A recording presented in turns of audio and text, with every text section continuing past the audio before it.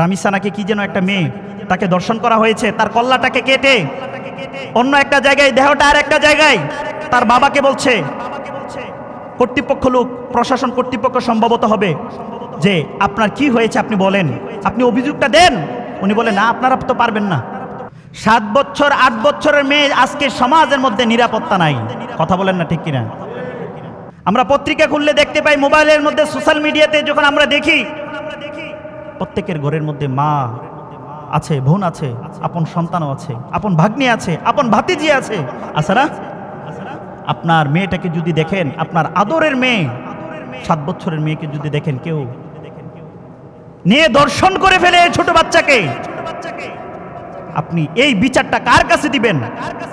আপনার অন্তরের কষ্টটা কার কাছে বলবেন? এই দেশের প্রশাসন, এই দেশের আইনের অবস্থা খুবই দুর্বল। 24 ঘন্টার মধ্যে আসামি ধরা হয়, কিন্তু স্বীকারোক্তিও নেওয়া হয়, কিন্তু ন্যায় বিচারটা করার জন্য 7 দিন, 1 মাস, 10 দিন, 20 দিন শুধু ডেট পাল্টানো হয়, ন্যায় বিচার পাওয়া যায় না।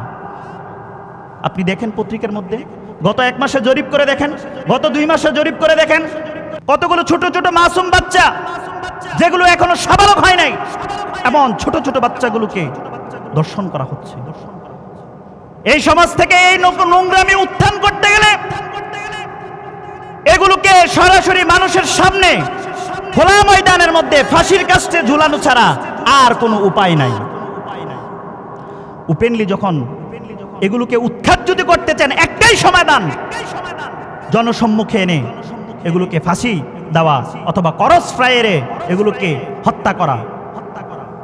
এছাড়া এই ধরনের যে ভাইরাস মানুষের মনের মধ্যে ঢুকে গেছে, নোংরামি, এগুলো থেকে আপনি পরিত্রাণ পাবেন না। এই দেশ তো আর ইসলামী রাষ্ট্র নয়, সেজন্য মানুষ যে যার মতো করে আইন হাতে তুলে নিতে পারেন না। এদেশ একটা নিয়ম শৃঙ্খলার মধ্যে যাচ্ছে, তবে এদেশের আইনি ব্যবস্থাকে আরো কঠোর হতে হবে, না হয় অদূর ভবিষ্যতে আগামী 2 বছর 5 বছর পরে আপনার আমার মেয়ে ছেলেরা, সন্তানরা নিরাপত্তা, আপনি নিজেও নিরাপত্তা দিতে পারবেন না, কারণ আপনার ছেলেটাকে, মেয়েটাকে আপনি স্কুলে পাঠাইতে হচ্ছে। এগুলো আমাদের অন্তর যদি পরিশুদ্ধ না হয়, কখনো এগুলোকে আপনি সংশোধন করতে পারবেন না। সেজন্য তার একটাই শাস্তি, প্রকাশ্যে এগুলোকে হত্যা করা। এর মধ্য দিয়ে অন্যান্যদের মনের মধ্যে যে আক্রোশ, যেই শয়তানি ওয়াসওয়াসা জাগ্রত হয়েছিল, এগুলো এমনিতেই অবস্থা দেখে দমন হয়ে যাবে। আপনি বুঝতে পারতেছেন অনুভূতিটা কতটা কঠিন? আপনি আপনার সন্তানটাকে যদি দর্শন করা হয়, আর আপনি যদি ওই ব্যক্তিটার জন্য বিচার চান, 24 ঘন্টার মধ্যে যদি আসামি সাব্যস্ত হয়, তারপরে বিচার হচ্ছে না। এখন আপনি বলেন, ওই দিন দেখলাম একটা মিডিয়ার মধ্যে, কি যেন রামিসা নাকি কি যেন একটা মেয়ে, তাকে দর্শন করা হয়েছে, তার কল্লাটাকে কেটে অন্য একটা জায়গায়, দেহটা আর একটা জায়গায়। তার বাবাকে বলছে, কর্তৃপক্ষ লোক, প্রশাসন কর্তৃপক্ষ সম্ভবত হবে, যে আপনার কি হয়েছে আপনি বলেন, আপনি অভিযোগটা দেন। উনি বলে না, আপনারা তো পারবেন না।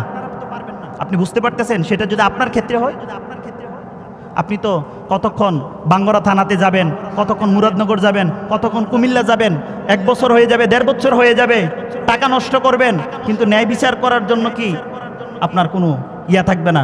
বরং বিপদ, এখনকার যে জমানাটা চলে আসছে, মানুষকে হত্যা করা সহজ, কিন্তু তার চাইতে কঠিন হলো তার ওই বিচারটাকে আদায় করা।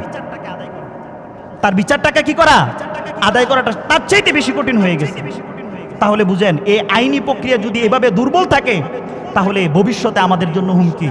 আল্লাহ পাক রব্বুল আলামিন আমাদের এই অন্তর থেকে এই হিংসা, নিন্দাগুলোকে, আর যেই ফাহেশা অন্তরের মধ্যে জাগ্রত হয়, এই চরিত্রহীনতা যেন আমাদের অন্তর থেকে আল্লাহ দূর করে দেন। সকলে বলেন আল্লাহুম্মা আমিন।